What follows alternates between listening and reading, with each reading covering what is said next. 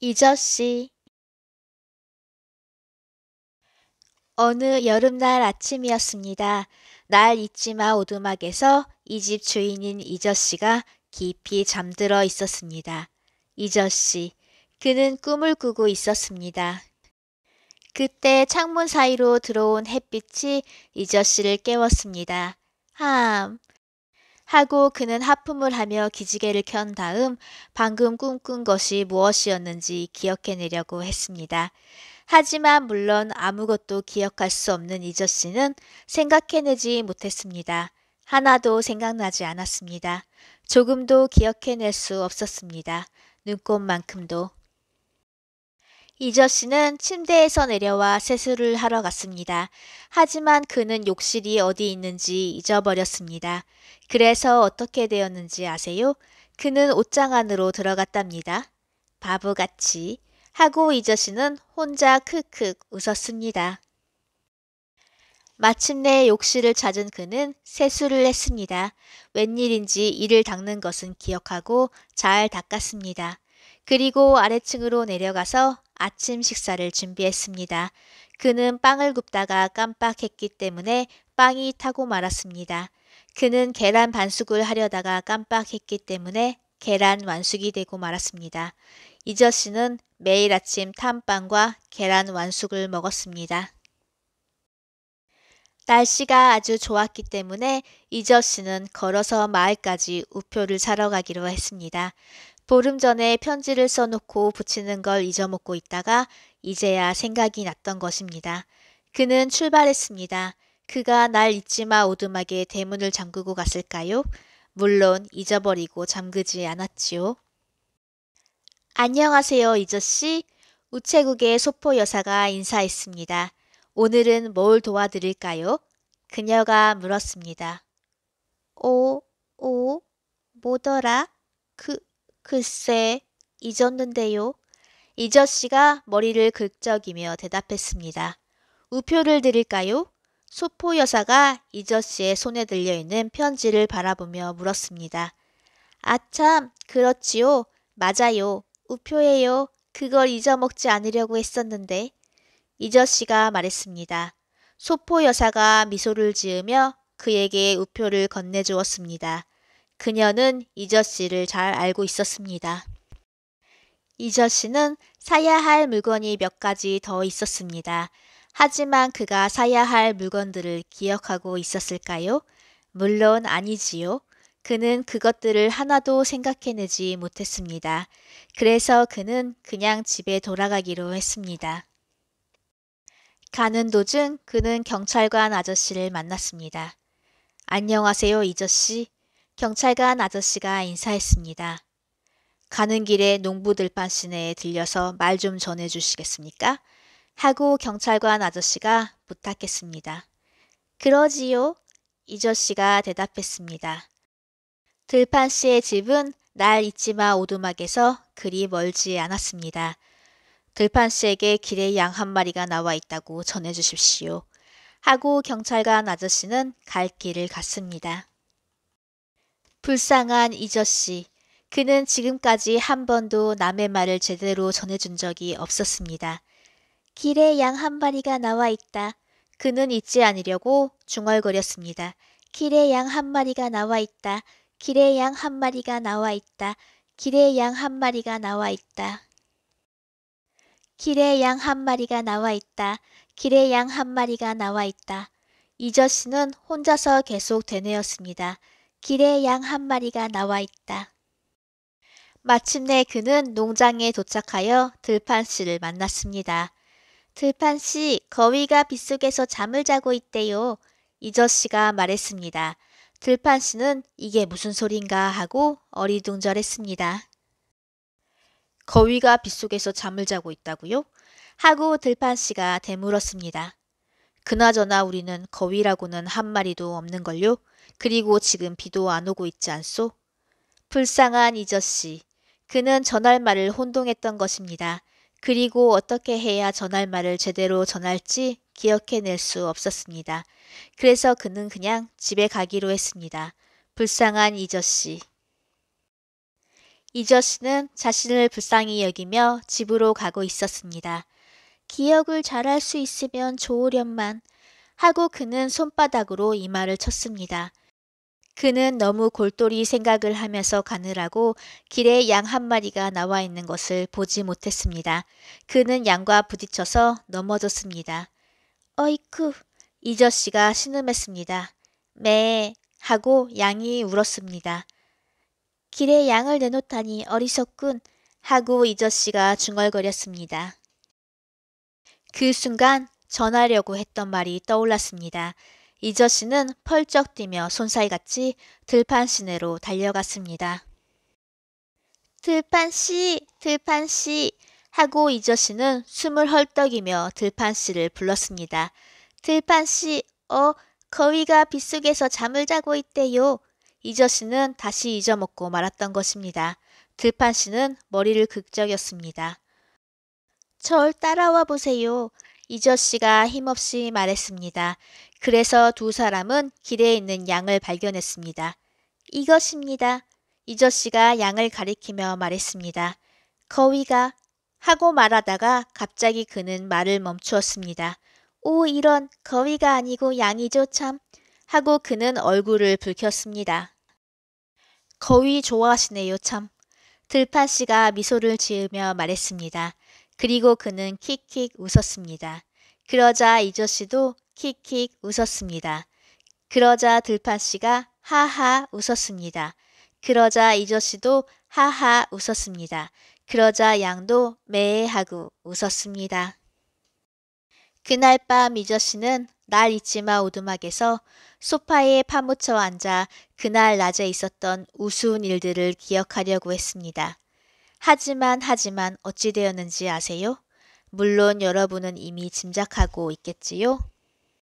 이저씨는 애를 쓰고 애를 썼지만 아무것도 기억해낼 수 없었습니다. 아이고 이저씨.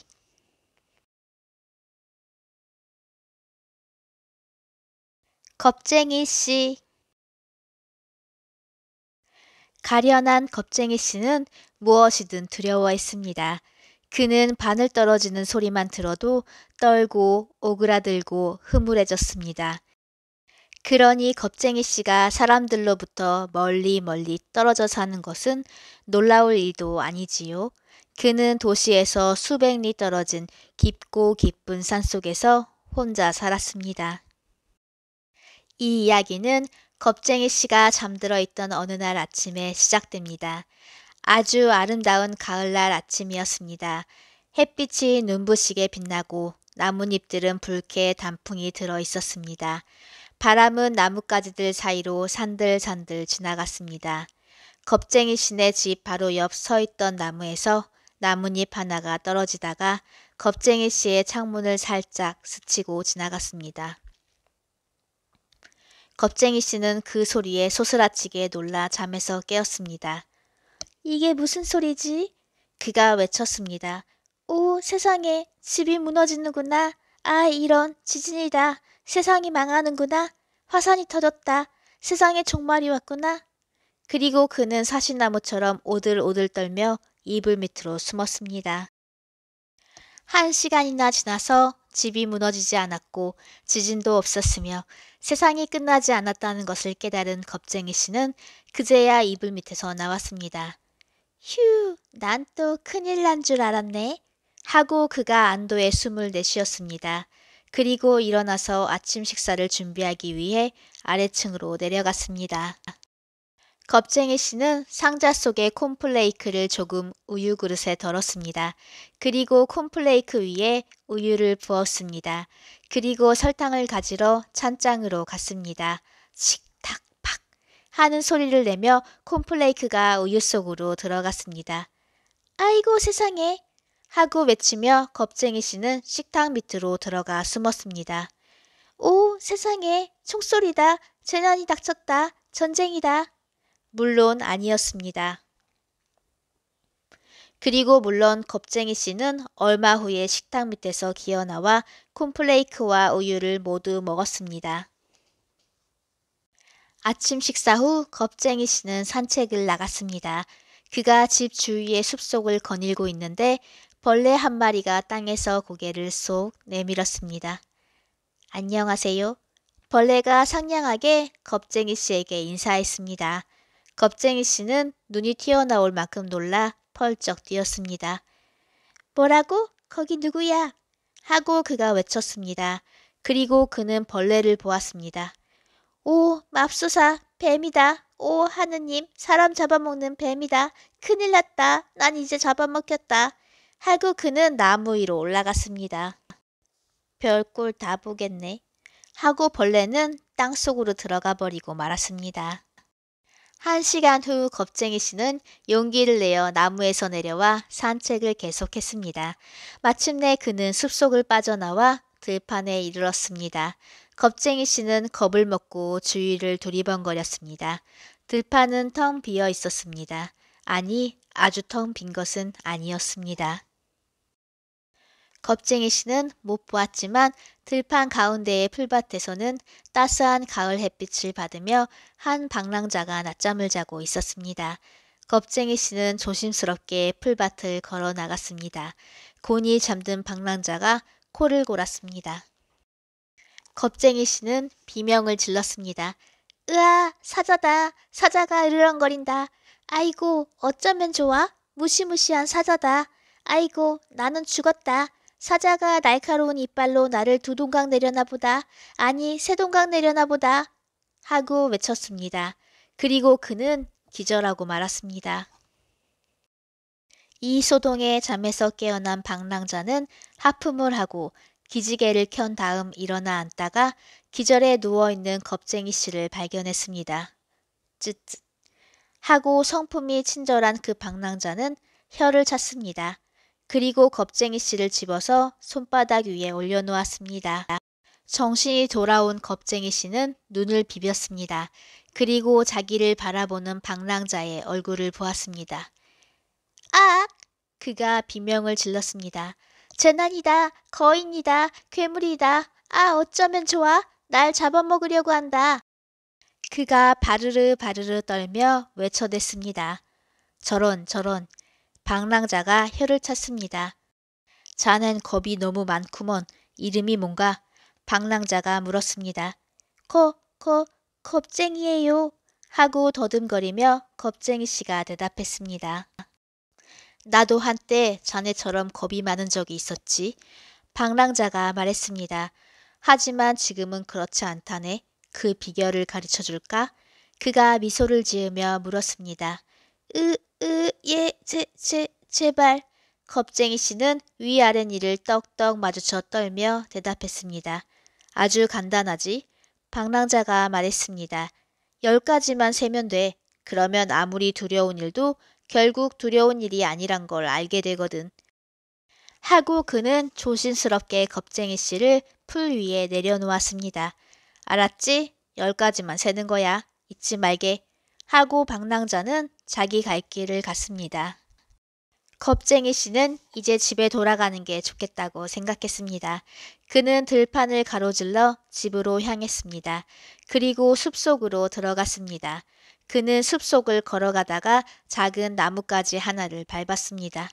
바사삭 하고 나뭇가지가 부러졌습니다. 겁쟁이 씨는 놀라서 자기 키보다 2배나 높이 뛰어올랐습니다. 으악! 그는 비명을 질렀습니다. 저 끔찍한 소리가 뭐지? 나무가 내 위로 쓰러지려나 보다. 아, 나는 죽었다. 아니, 악어가 어디 숨어서 이빨을 가는가 보다. 아, 나는 꼼짝없이 죽었구나. 오, 하느님. 하다가 갑자기 그는 멈췄습니다. 그리고 숨을 깊이 들이마셨다가 내쉬었습니다. 1, 2, 3, 4, 5, 6, 7, 8, 9, 10 하고 그는 10까지 세었습니다. 그리고 그는 그 소리를 낸 것이 나뭇가지였음을 깨달았습니다. 별것도 아닌 조그만 나뭇가지였습니다. 휴, 그는 안도의 한숨을 내쉬었습니다. 겁쟁이 씨가 집에 거의 도착했을 무렵 나뭇잎 하나가 살포시 떨어져 그의 머리 위에 내려앉았습니다. 사람 살려! 경찰! 경찰! 살인자다! 그는 비명을 질렀습니다. 누가 날 납치해간다! 나 죽는다! 강도다! 총등 강도다! 하다가 갑자기 그는 멈췄습니다. 그리고 숨을 깊이 들이마셨다가 내쉬었습니다. 하나, 둘, 셋, 넷, 다섯, 여섯, 일곱, 여덟, 아홉, 열. 그리고 그는 머리 위의 것이 나뭇잎이라는 걸 알았습니다. 겨우 나뭇잎 하나였습니다. 별것 아닌 곱게 물든 단풍잎 하나였습니다. 이럴 수가. 그는 일이 잘 되어 가는 것이 무척 신기했습니다. 그 순간부터 겁쟁이 씨는 전혀 다른 사람이 되었습니다. 옆에 그림만 봐도 그 사실을 알 수 있을 것입니다. 이제 그는 비명을 지르거나 소리를 치거나 악을 쓰거나 바들바들 떨거나 소스라치게 놀라거나 흐물흐물해지지 않게 되었습니다.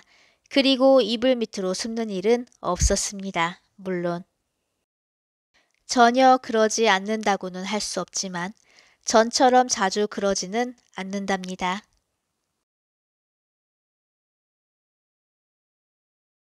시끄럼씨. 시끄럼씨는 아주 시끄러운 사람이었습니다. 예를 들어 만약 시끄럼씨가 여러분에게 책을 읽어주었다면 그는 집이 떠나가도록 크게 읽어주었을 것입니다. 시끄럼씨의 목소리는 엄청나게 컸습니다.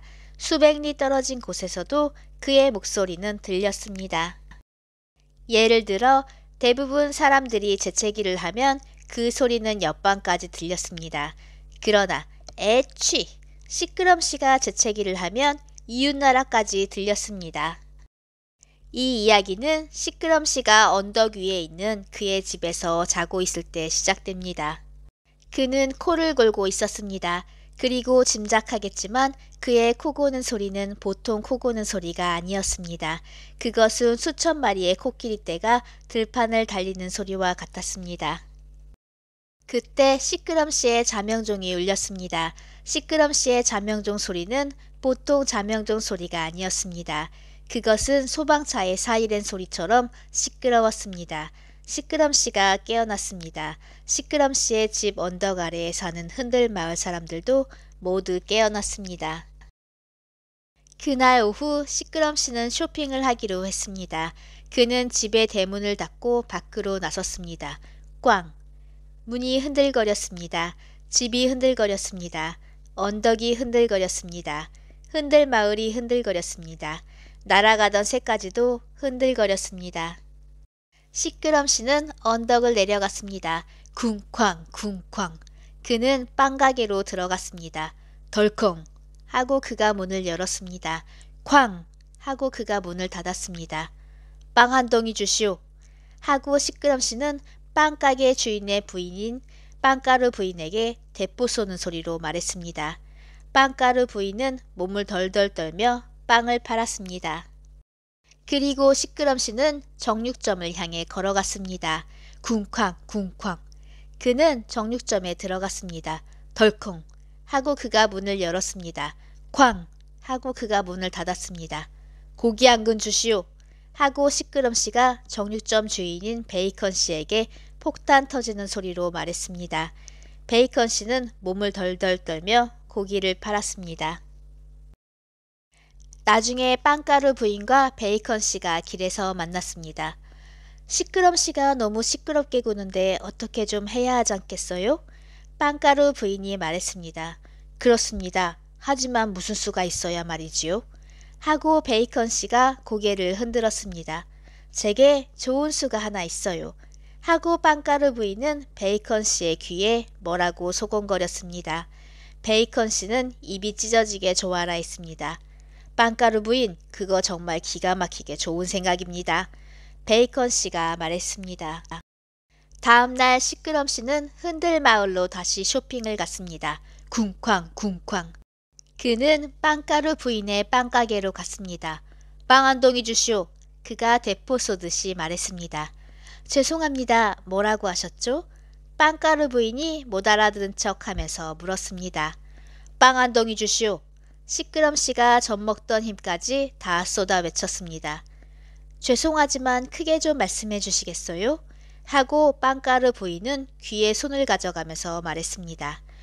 빵 한 덩이 달란 말이요. 시끄럼씨가 천둥치듯이 소리쳤습니다. 뭐라고요? 못 알아듣겠는데요. 빵가루 부인이 소리쳤습니다.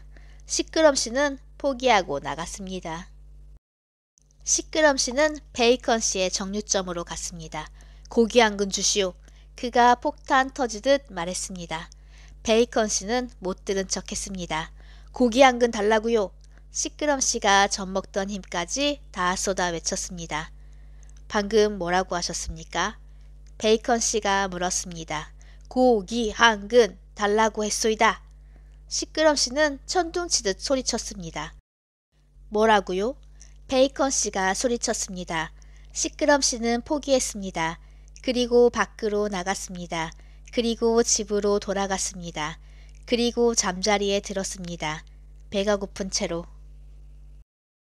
다음날 시끄럼씨는 다시 한번 해보았습니다.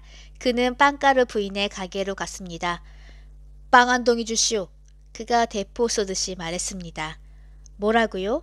빵가루 부인이 물었습니다. 시끄럼씨는 젖먹던 힘까지 다 쏟아 외치기 시작했습니다. 빵 한 덩. 그리고 그가 멈추었습니다. 그리고 생각에 잠겼습니다. 잠시 후 그는 아주 조용히 말했습니다. 빵 한 덩이 주시겠어요, 빵가루 부인? 빵가루 부인은 미소를 지었습니다. 드리고 말고요. 그녀가 활짝 웃으며 대답했습니다. 이제 시끄럼씨는 베이컨씨 가게로 갔습니다. 고기 한 근 주시오. 그가 폭탄 터지듯 말했습니다. 지금 뭐라고 했습니까? 베이컨씨가 전혀 못 들은 척하고 물었습니다. 예, 했소. 시끄럼씨는 목이 터져라 외쳤습니다. 고기 한! 갑자기 그가 멈추었습니다. 그리고 생각에 잠겼습니다. 그리고 조용히 말했습니다. 고기 한 근 주시겠어요, 베이컨씨? 베이컨씨가 미소 지었습니다. 드리고 말고요. 그가 활짝 웃으며 대답했습니다. 그래서 빵과 고기를 들고 시끄럼씨는 언덕 위에 자기 집으로 돌아갔습니다. 쿵쾅 쿵쾅. 갑자기 그는 멈추었습니다. 그리고 생각에 잠겼습니다. 그러고 나서 그가 어떻게 했는지 아세요? 발 뒤꿈치를 들고 살금살금 걸어갔습니다. 발 뒤꿈치를 들고 살금살금 걸어가다니 그것은 시끄럼씨가 지금까지 한 번도 해본 적이 없는 일이었습니다. 그것은 재미있는 일이었습니다. 시끄럼씨는 자기 집 현관문 앞에 도착했습니다. 그는 문을 열려고 하다가 잠시 멈추었습니다. 그리고 어쨌는지 아세요? 그는 문을 열었습니다. 아주 조용히. 그리고 안으로 들어갔습니다. 그리고 문을 닫았습니다. 살짝. 조용히 살짝 문을 닫다니 그것도 시끄럼씨가 지금까지 한 번도 해본 적이 없는 일이었습니다. 그것 또한 재미있는 일이었습니다. 그러고 나서 무슨 일이 있었는지 아세요? 그때부터 시끄럼씨는 결코 시끄럽게 하지 않았습니다. 흔들 마을 사람들은 아주 기뻐했습니다. 특히 빵가루 부인과 베이컨씨는 더욱 그랬습니다. 그리고 또 무슨 일이 있었는지 아세요? 시끄럼씨가 속삭이는 법까지 배웠다지 뭡니까?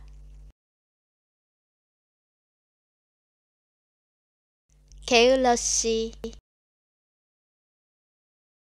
게을러씨는 졸려나라에 사는데 그곳은 무척 게으르고 졸려 보이는 나라랍니다. 졸려나라의 새들은 하도 느리게 날기 때문에 때로는 공중에서 떨어지기도 합니다. 잔디풀은 하도 느리게 자라기 때문에 1년에 한 번만 깎아줘도 됩니다. 나무들까지도 졸립고 게을러 보입니다. 졸려나라의 사람들은 몇 시에 일어나는지 아세요? 그들은 아침에 일어나지 않습니다. 오후에 일어납니다. 그리고 졸려나라의 시계는 오른쪽 그림처럼 생겼습니다. 하루에 4시간밖에 내지 못한답니다. 그러므로 모든 일이 오래오래 걸릴 수밖에요. 어쨌든 이 이야기는 게을러씨가 깊이 잠들어 있을 때 시작됩니다. 하지만 졸려나라에서는 이제 막 잠들기 시작했다고 말합니다. 그는 침대에서 보내는 시간이 아주 많습니다. 그가 가장 좋아하는 곳은 침대라나요? 게을러 씨는 눈을 뜨더니 하품을 했습니다. 그리고 다시 하품을 했습니다. 그리고 다시 잠속으로 빠져들었습니다. 얼마 후 게을러 씨는 눈을 떴습니다. 그리고 하품을 하고 또 하품을 하고 다시 잠이 들었습니다. 한참 뒤에 게을러 씨는 침대에서 일어나 아침 식사를 준비하러 아래층으로 내려갔습니다. 아침 식사라고 하지만 사실은 저녁 식사였습니다.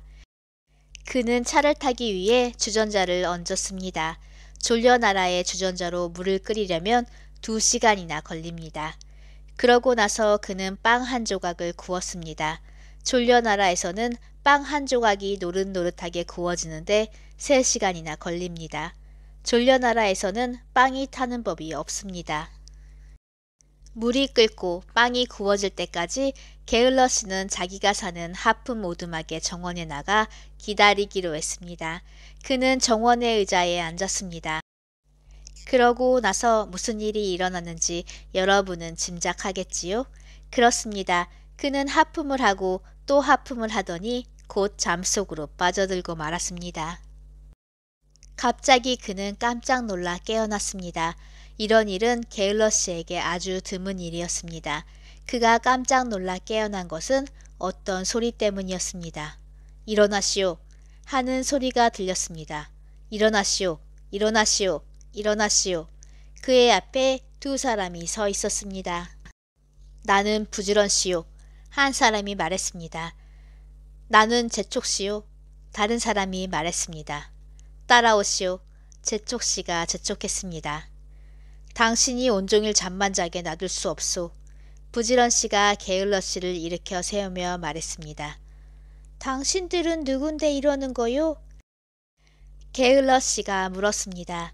우리는 부지런 씨와 재촉 씨란 말이요. 그들이 대답했습니다. 아, 그래요? 게을러 씨가 말했습니다. 어서 갑시다. 시간이 없소. 부지런 씨가 재촉했습니다. 하지만 게을러 씨가 망설였습니다. 시간이 없다니까요. 부지런 씨가 말했습니다. 장작을 패고 침대를 정리하고 마루를 청소하고 석탄을 나르고 창문을 닫고 접시를 씻고 가구들 먼지를 털고 잔디를 깎고 울타리를 치고 음식을 요리해야 한단 말이요. 하고 재촉 씨가 말했습니다. 그리고 옷을 수선해야 해요. 부지런 씨가 덧붙여 말했습니다. 아이고, 멍한 게을러 씨가 신음했습니다. 장작을 청소하고 침대를 나르고 마루를 깎고 석탄을 요리하고 창문을 정리하고 접시를 수선하고 먼지를 패고 잔디를 씻고 울타리를 털고 옷을 자른다고요? 그는 멍한 상태에서 너무도 많이 해야 할 일을 듣자 머릿속이 뒤죽박죽이 되고 말았습니다. 재촉 씨와 부지런 씨는 즉시 게을러 씨가 일하도록 했습니다. 게을러 씨는 패고 정돈하고 청소하고 나르고 닦고 씻고 털고 자르고 깎고 요리하고 수선했습니다. 게다가 나르고 가져오는 일은 셀 수도 없이 많이 했습니다. 불쌍한 게을러 씨.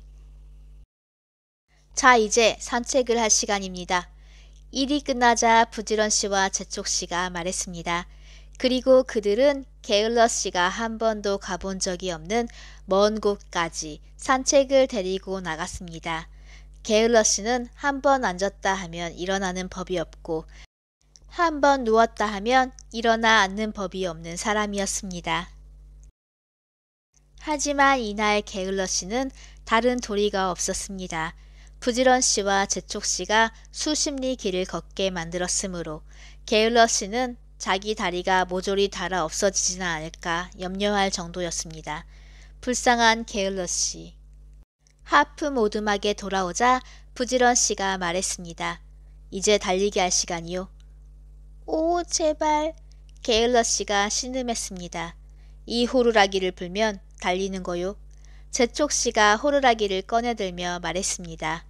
있는 힘을 다해서. 부지런 씨가 덧붙여 말했습니다. 게을러 씨는 크게 신음하면서 눈을 감았습니다. 재촉 씨가 입에 호루라기를 물었습니다. 후루룩. 마침내 호루라기 소리가 울렸습니다. 후루루르륵. 호루라기 소리가 계속 울렸습니다. 불쌍한 게을러시는 달리기 시작했습니다. 그런데 그의 다리는 꼼짝도 하지 않았습니다. 왜 그랬을까요? 게을러시는 이게 웬일인가 하고 눈을 뜨고 다리를 내려다보았습니다. 그의 다리가 움직이지 않은 까닭은 그가 정원의 의자에 앉아 있었기 때문이었습니다. 부지런씨와 재촉씨는 그림자도 보이지 않았습니다. 고약한 꿈을 꾸었던 것입니다. 그리고 후루라기 소리는 주전자에 물이 끓는 소리였습니다. 게을러시는 안도의 한숨을 내쉬었습니다. 그리고 아침 식사를 하기 위해 부엌에 가서 의자에 앉아 그 고약한 꿈에 대해 생각해 보았습니다. 그러나 무슨 일이 일어났는지 여러분은 짐작하겠지요? 일어나시오, 게을러씨. 일어나시오, 일어나시오, 일어나시오. 게을러씨는 또 고약한 꿈을 꾸고 있었습니다. 웃겨씨.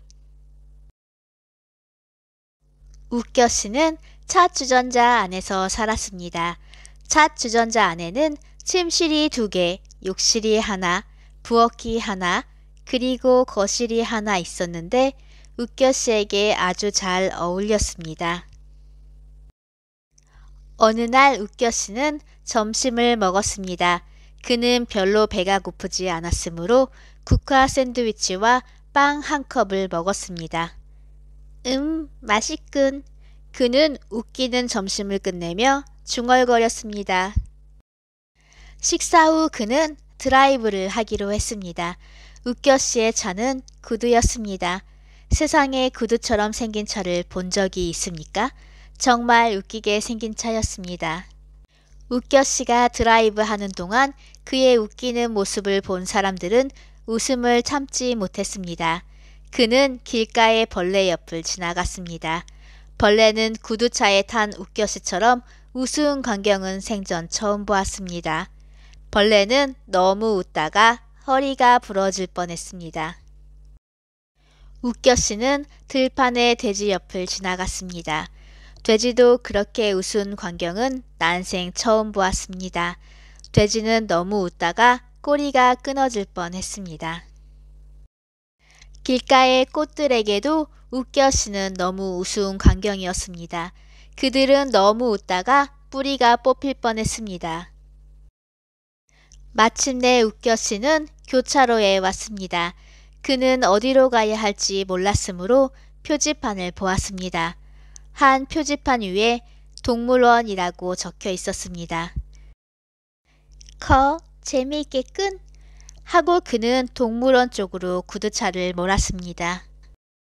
동물원 정문에 도착한 그는 멈추었습니다. 문이 닫혀 있었습니다. 죄송합니다만 동물들이 모두 감기에 걸려서 기분이 안 좋기 때문에 문을 닫을 수밖에 없었습니다. 하고 경비원 아저씨가 설명했습니다. 아, 저런. 웃겨씨는 놀랐습니다. 그리고 잠깐 생각하더니 말했습니다. 어쩌면 내가 그들의 기분을 돌려놓을 수 있을지도 모르겠군요. 그래요? 제발 그렇게 좀 해주십시오. 하고 경비원 아저씨가 문을 열어주었습니다. 웃겨씨는 동물원 안으로 들어갔습니다. 그의 구두차를 타고 맨 먼저 보인 것은 코끼리였습니다. 그것은 사실이었습니다. 코끼리는 기분이 아주 안 좋아 보였습니다. 정말 매우 나빠 보였습니다. 웃겨씨는 앞에 서서 슬퍼 보이는 코끼리를 바라보았습니다. 그러자 슬퍼 보이는 코끼리도 웃겨씨를 바라보았습니다. 오, 저런. 그러자 웃겨씨가 어떻게 했는지 아세요? 그가 우스운 얼굴을 해 보였답니다. 웃겨씨는 우스운 얼굴을 아주 잘 해 보였습니다. 코끼리가 크크컥컥 웃었습니다. 코끼리는 그렇게 우스운 광경은 처음 보았던 것입니다. 웃겨씨는 또 다르게 우스운 얼굴을 해 보였습니다. 코끼리가 기다란 코를 벌름거리며 웃었습니다. 코끼리는 웃고 웃고 또 웃었습니다.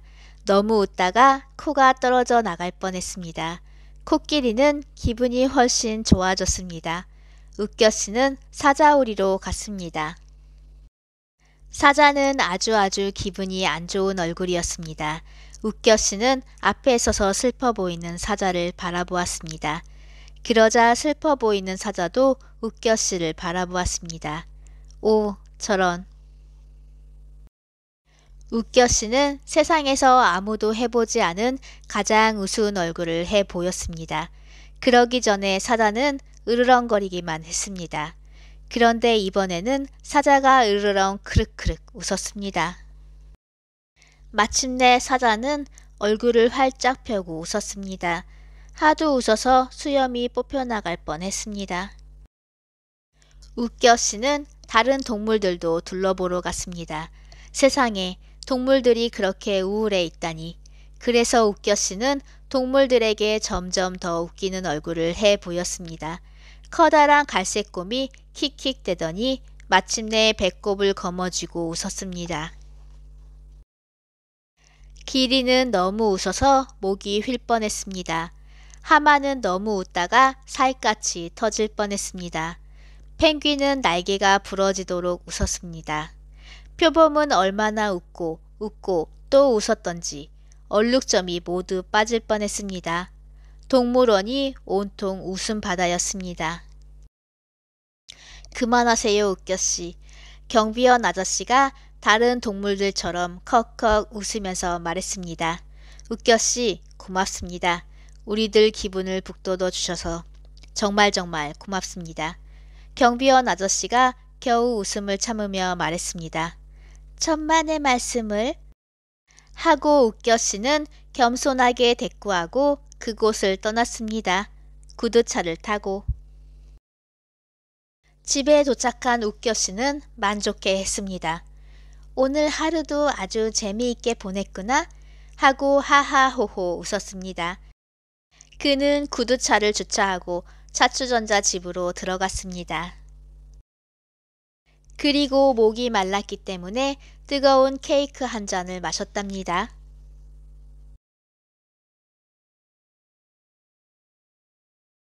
꼼꼼씨.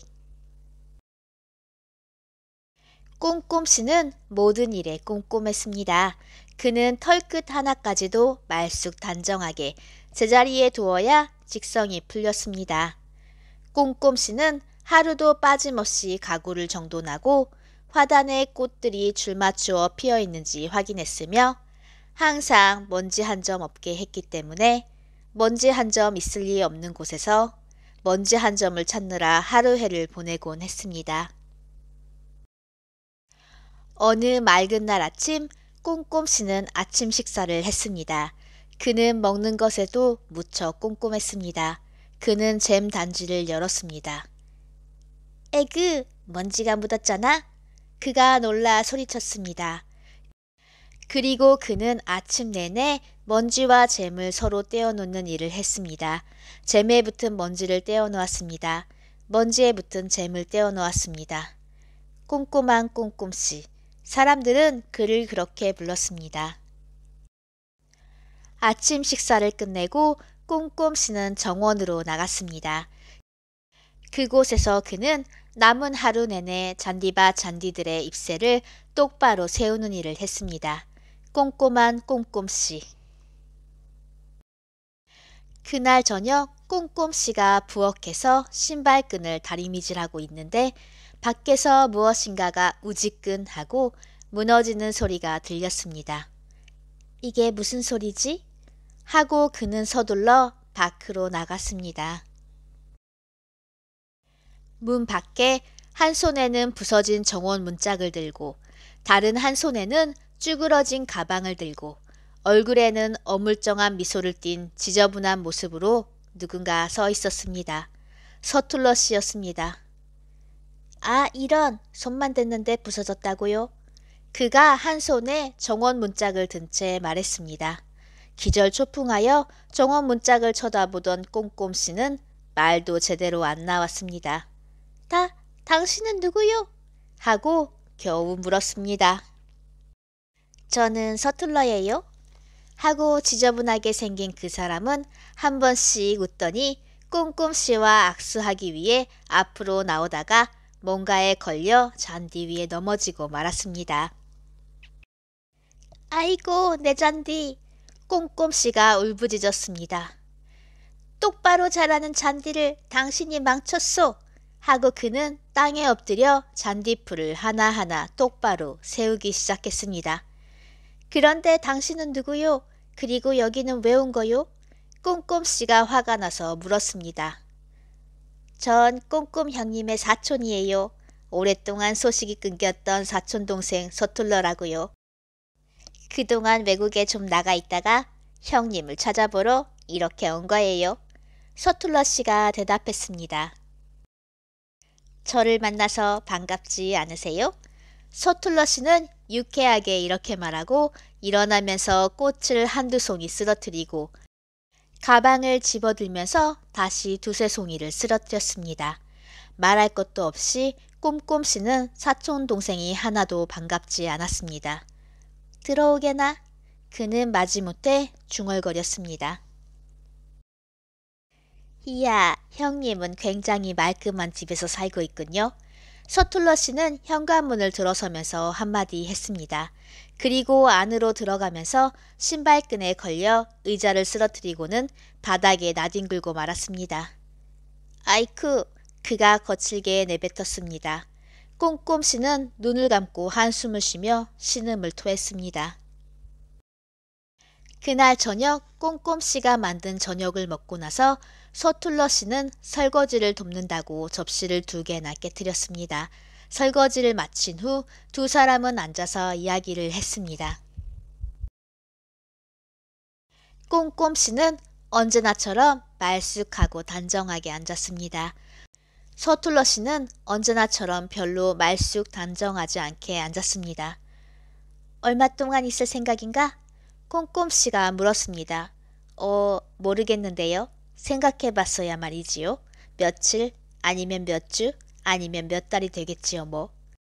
서툴러 씨가 싱긋벙긋 웃으며 아무렇게나 대꾸했습니다. 다음 날 아침 잠에서 깬 꼼꼼씨는 침대에서 내려와 욕실로 갔습니다. 아니, 이럴 수가? 꼼꼼씨는 기절초풍했습니다. 그렇습니다. 꼼꼼씨가 기절초풍하고도 남을 만한 일이 욕실에 벌어져 있었습니다. 욕실에는 서툴러 씨가 다녀간 흔적이 강하게 남아 있었습니다. 수건이란 수건은 모두 바닥에 내동댕이 쳐져 있었습니다. 욕조 안에는 더러운 물이 가득 차 있었습니다.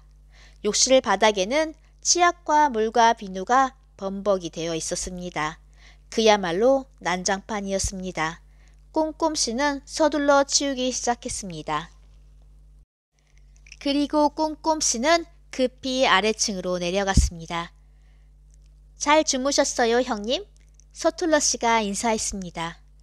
앉으세요, 형님. 제가 아침 식사를 준비했다고요. 하고 그가 콧노래를 부르며 말했습니다. 사방이 난장판처럼 어지럽혀져 있었습니다. 자, 드세요. 아침 식사. 서툴러 씨가 짙게어진 달걀 프라이 접시를 식탁으로 날라오며 말했습니다. 그런데 그 순간 그는 신발끈에 걸려 넘어지면서 달걀을 공중으로 날려버리고 말았습니다.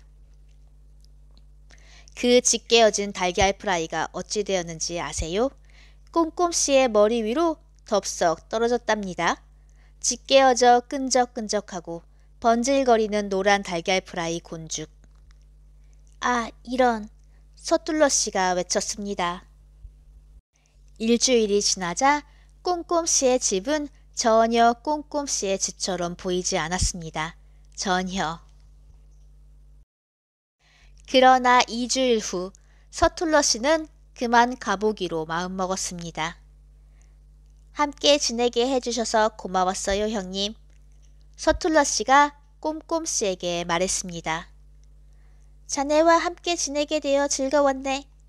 꼼꼼씨가 서툴러 씨에게 예의 바르게 말했습니다. 하지만 가는 걸 보니 후련하다가 그의 속마음이었습니다. 안녕히 계십시오. 하고 서툴러 씨는 쭈그러진 가방을 들고 떠났습니다. 잘 가게나 꼼꼼씨가 인사했습니다. 속으로는 어서 빨리 가게나 라고 했으면서도 꼼꼼씨는 분주히 집안을 치우기 시작했습니다. 꼼꼼한 꼼꼼씨, 쓸고, 닦고, 고치고, 못질하고, 똑바로 세우고, 분류하고, 문지르고, 제자리에 놓는 등 집안을 서툴러 씨가 오기 전과 같이 만들어 놓았습니다. 그는 정원에 피어있는 꽃들의 먼지까지도 말끔히 털어냈습니다. 그날 저녁 꼼꼼씨는 부엌에서 달걀을 닦고 있었는데 밖에서 무엇인가가 와지끈하고 무너지는 소리가 났습니다. 오, 안 돼. 서툴러가 다시 오면 안 돼. 절대 안 돼. 정말 안 돼. 꼼꼼씨는 울부짖었습니다. 그러나 서툴러 씨가 아니었습니다. 다른 사람이었습니다. 그는 꼼꼼씨 정원으로 들어오면서 문짝을 그대로 밟아 와지끔 부숴버리고 말았습니다. 항상 크고 작은 사고를 저지르고 다니는 사람이었습니다. 여러분도 전에 만났을지 모르는 사람이었습니다. 안녕하세요? 하고 꽈당씨가 인사했습니다. 놀러 왔습니다. 그가 덧붙였습니다.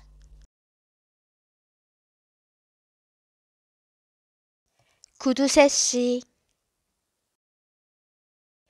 구두쇠씨는 정말 구두쇠답게 살았습니다. 그는 좋은 집을 갖고 있으면서도 집수리를 전혀 하지 않고 살았습니다.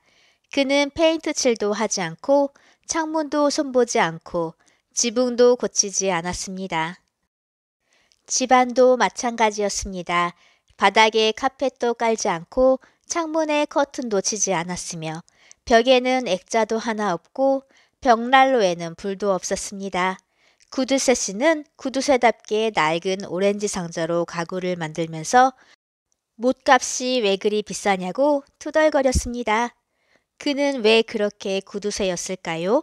그리고 작년 크리스마스 때 그가 동생에게 무슨 선물을 주었는지 아세요? 석탄 한 덩어리를 주었답니다. 구두쇠씨가 돈이 없어서 그랬냐고요? 천만에요. 그는 아주 돈이 많았는데 그것을 부엌의 상자 속에 숨겨놓았답니다. 매일 저녁 그는 상자 옆에 앉아서 돈을 세었습니다. 그것은 구두쇠씨가 가장 좋아하는 일이었습니다. 하지만 그는 돈을 쓰지 않았습니다. 정말로 쓰지 않았습니다. 무슨 일이 있어도 구두쇠씨는 돈을 쓰지 않았습니다.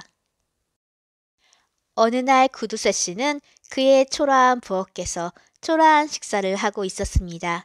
그는 하루에 겨우 한 끼만 먹었습니다.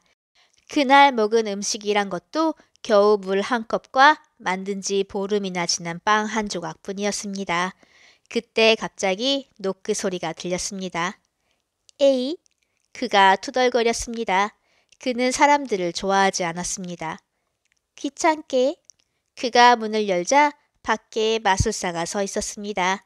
약간 통통하게 생긴 마술사였습니다. 안녕하시오. 마술사가 인사했습니다. 이렇게 좋은 날에 실례지만 혹시 괜찮다면 수고스럽겠지만 날이 더워서 내가 목이 좀 말라서 그러니 정말 괜찮다면 별로 불편하지 않다면 큰 문제가 없다면 내게 친절을 베풀어서 물 한 잔만 대단한 부탁이 아니라면 갖다 주겠소? 그는 정말 말이 많은 마술사였습니다. 실소! 구두쇠씨는 무례하게 소리치며 문을 꽝 닫아버렸습니다. 그리고 초라한 식사를 마치기 위해 부엌으로 돌아갔습니다. 그런데 어느새 들어왔는지 그의 앞에 마술사가 서 있는 게 아니겠어요? 아니, 어떻게 들어왔소? 구두쇠씨가 놀라 물었습니다. 글쎄, 뭐라고 말할까? 말하자면 요술맥된가? 뭔가 뭐 그런 게 있는데 당신도 알다시피 단지 그걸 이렇게 흔들고 알아듣는 건지 모르겠지만 뭐 수리수리 마술이야?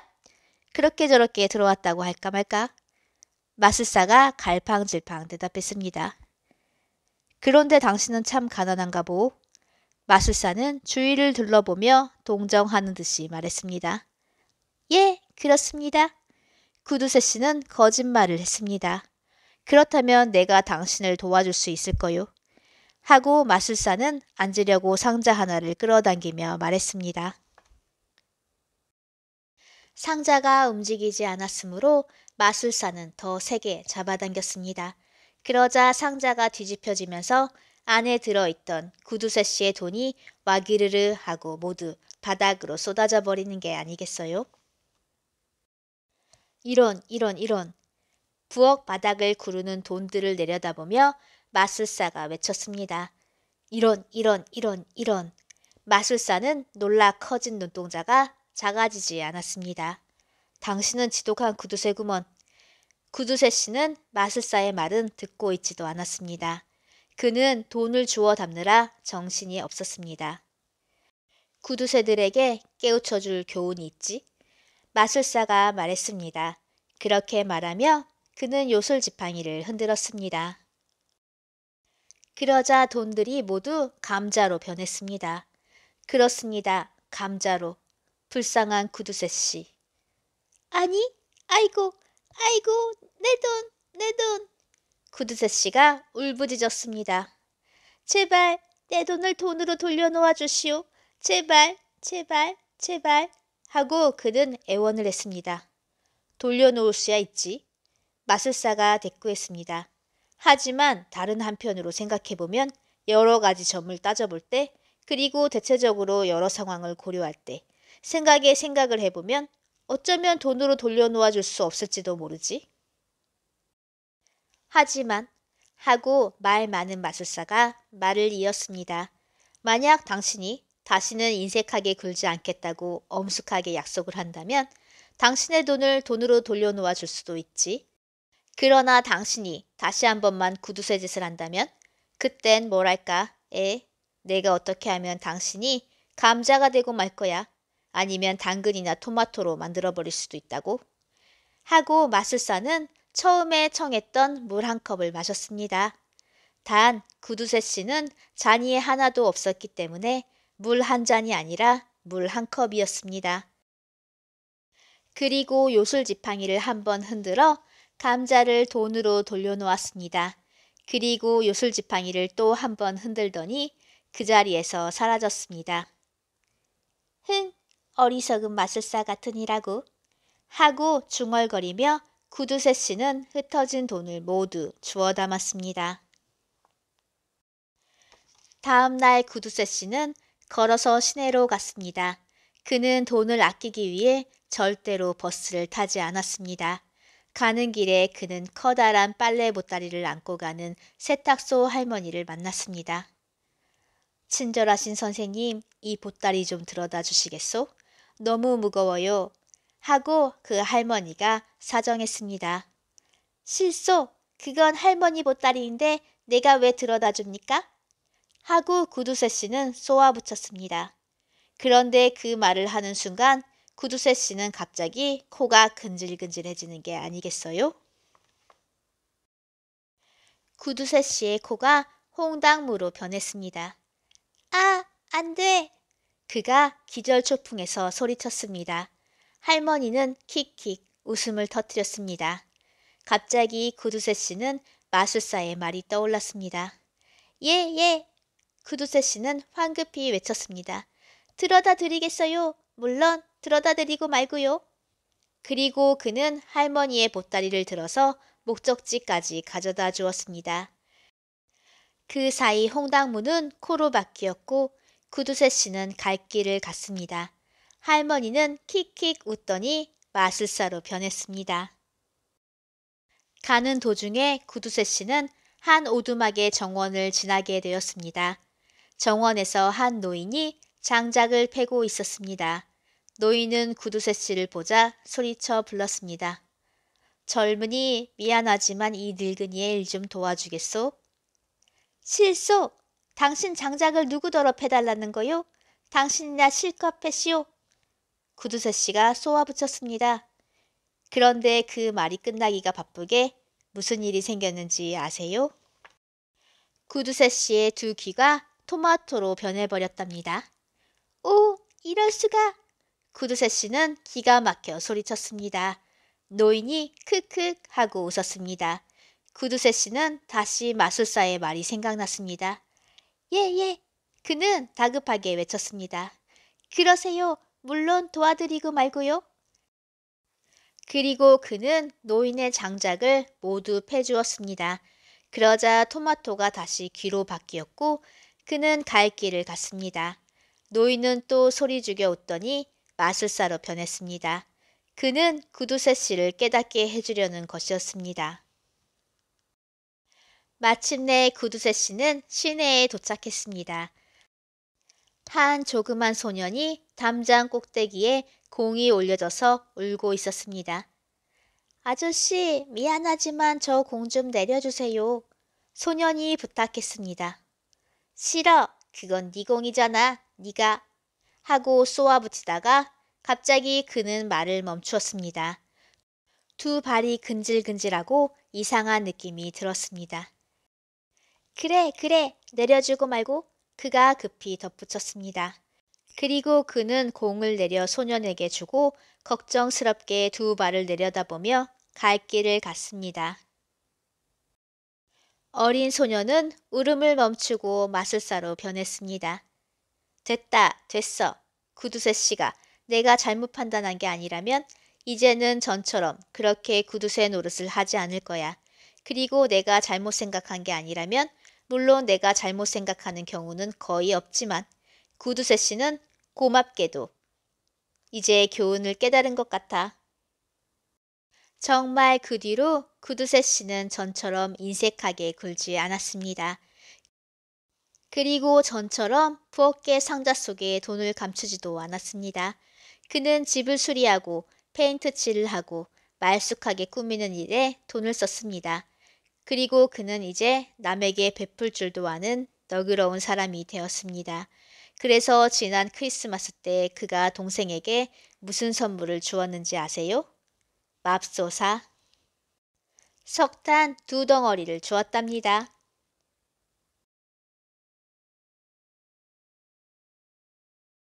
수다씨.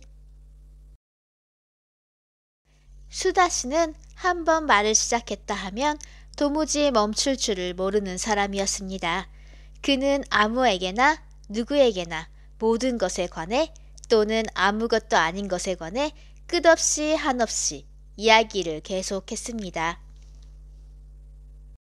그리고 계속 끝없이 이야기했습니다. 그리고 계속 끝없이 한없이 이야기했습니다. 그리고 이야기할 사람이 없으면 자기를 상대로 혼자 이야기했습니다.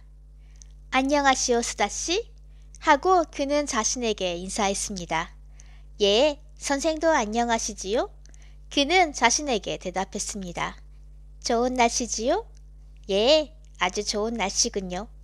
그리고 끝없이 끝없이 끝없이 혼자 이야기를 주고받았습니다. 그는 상자처럼 생긴 집에서 살았습니다. 바로 수다 오두막이었습니다. 어느 날 아침 우체부 아저씨가 편지를 한 통 가지고 왔습니다. 안녕하세요, 수다씨. 우체부 아저씨가 인사했습니다.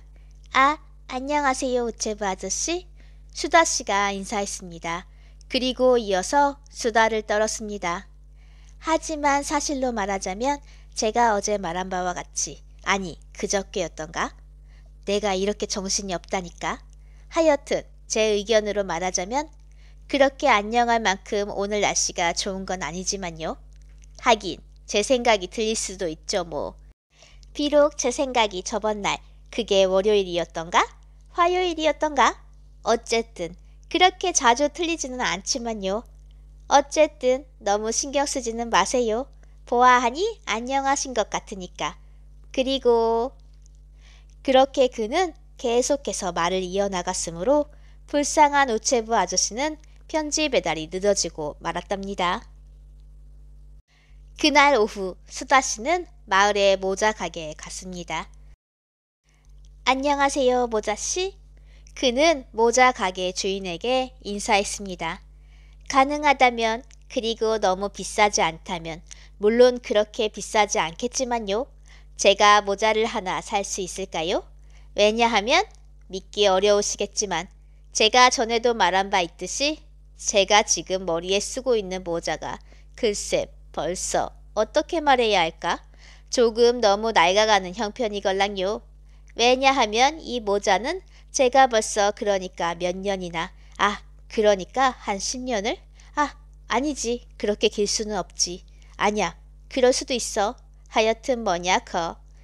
이렇게 그는 오후 내내 그리고 한밤중이 되도록 끝없이 짓거렸으므로 불쌍한 모자씨는 가게 문을 닫을 시간이 지나도록 그 수다를 다 들어야 했습니다. 마침내 모자씨는 수다씨의 새 모자를 주문해 놓겠다는 말을 간신히 끼워 넣을 수 있었습니다. 그리고 모자씨는 그래도 계속 짓거리는 수다씨를 가게 밖으로 밀어내고 모자씨의 부인이 몇 시간 전에 준비해 놓았으나 지금은 싸늘히 식어버렸던 저녁 식사를 하기 위해 집으로 갔습니다. 그리고 저녁을 먹으면서 그는 생각했습니다. 정확히 일주일 후 수다씨의 새 모자가 멋있는 빨간 상자에 포장되어 도착했습니다. 우체부 아저씨가 그것을 모자씨의 가게로 배달했습니다. 마침내 도착했구먼. 이 모자가 수다씨의 수다를 치료해 줄 거야. 모자씨가 안도의 한숨을 내쉬며 말했습니다. 그랬으면 좋겠네요. 하지만 어떻게 그럴 수 있을까요? 하고 우체부 아저씨가 말했습니다. 있고 말고요. 이 모자는 요술 모자거든요. 오, 그래요? 우체부 아저씨는 모자씨의 속셈을 이해할 수 없었으면서도 그저 대꾸했습니다. 그날 오후 모자씨는 수다씨의 새 모자를 가지고 수다 오두막으로 갔습니다. 아이고 신나라.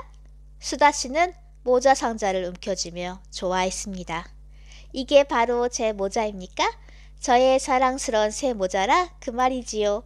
이게 도착하기를 얼마나 눈 빠지게 기다렸다고요. 사실 오늘 아침만 해도 저는 일찍부터 일어나 기다렸답니다. 왜냐하면 어리석게 들릴지 모르지만 저는 알았기 때문이라고요. 어떻게 알았는지는 모르지만 하여튼 저는 오늘 모자가 도착할 줄 알았다니까요. 정말 틀림없이 오늘이 그날이라는 느낌이 확실히 오더라고요. 그리고 여기 제 모자가 왔군요. 정말 멋지지 않습니까? 한번 써보고 싶은 생각이 간절해지네요. 저한테 맞는다면 정말 좋을 텐데 제게 맞을 거라고 생각하세요? 물론 맞을 거라고 생각하시겠죠. 그리고 직접 써보지 그러세요? 모자씨가 수다씨의 말 중간을 끊고 얼른 말했습니다. 써보라고요? 맞아요. 왜 그 생각을 못했죠? 저도 참 어리석네요. 써보지도 않고 서서 맞을까? 안 맞을까? 떠들고만 있다니. 예, 그렇죠. 틀림없이 지금 즉시 써봐야죠. 왜냐하면 써보지도 않고 말로만 이러쿵 저러쿵 수다를 떠는 것은 어리석은 짓이니까요. 그렇지 않아요? 그래서 수다씨는 마침내 상자에서 모자를 꺼내어 써보았습니다. 멋진 모자였습니다. 정말 이 모자는 제가 지금까지 보아온 모자 중에서 그래도 괜찮은 모자들 중에 하나, 아니 어쩌면 최고로 멋진, 아니지 사실대로 말하면 두말할 것도 없이 최고의 모자라고 말할 수 있겠네요. 정말 그렇게 말하지 않을 수 없군요. 게다가 하고 그가 계속 떠들었습니다. 그런데 그가 이렇게 떠드는 동안 이상한 일이 벌어지고 있었습니다. 수다씨가 수다를 떨면 떨수록 모자가 점점 더 커지는 거 아니겠어요? 수다씨가 더 많이 짓거리면 짓거릴수록 모자는 더 크게 늘어났습니다. 수다씨는 계속 떠들었고 모자는 계속 커졌습니다. 오라, 아무것도 안 보이네. 방금 거울 앞에서 모자를 써보고 있었는데 갑자기 난데없이 예고도 없이 내가 눈치챌 사이도 없이 왜 이렇게 어두워진 거지? 마침내 모자가 그의 발을 덮어버리자 수다씨는 말을 멈추었습니다. 그리고 말을 멈추자마자 모자는 점점 작아져서 수다씨가 처음 썼을 때와 같은 크기가 되었습니다. 모자씨는 수다씨가 앞을 못 보는 동안 그 자리를 떴습니다. 그래서 이제 가게로 돌아가고 있었습니다. 내 요술모자가 아주 훌륭하게 효력을 발휘하는군. 하고 그는 크크 웃었습니다. 다음날 수다씨는 산책을 하다가 우체부 아저씨를 만났습니다. 안녕하세요, 우체부 아저씨. 그가 인사했습니다. 제 모자 어떻습니까? 이렇게 멋진 훌륭한 근사한 모자 본 적이 있으세요? 물론 틀림없이 못 보셨겠지요? 이게 얼마나 굉장한 모자라고요. 이제 또 무슨 일이 벌어졌는지 여러분은 짐작할 수 있겠지요? 그렇습니다. 수다씨가 짓거리는 동안 모자는 자꾸만 커졌습니다. 요술 모자라더니 정말 그렇군. 하고 우체부 아저씨가 킥킥 웃었습니다. 그리고 말을 할 수 없는 수다씨를 남겨놓은 채 갈 길을 갔습니다. 수다씨는 생각에 잠겼습니다. 입을 다문 채. 그래서 어찌 되었는지 아세요? 수다씨는 깨달았답니다. 이제 그는 전보다 말수가 절반으로, 아니 절반의 절반으로 줄었답니다. 그 이유는 물론 여러분도 알겠죠? 그렇지요. 물론 알 것입니다. 하지만 입은 열지 마세요.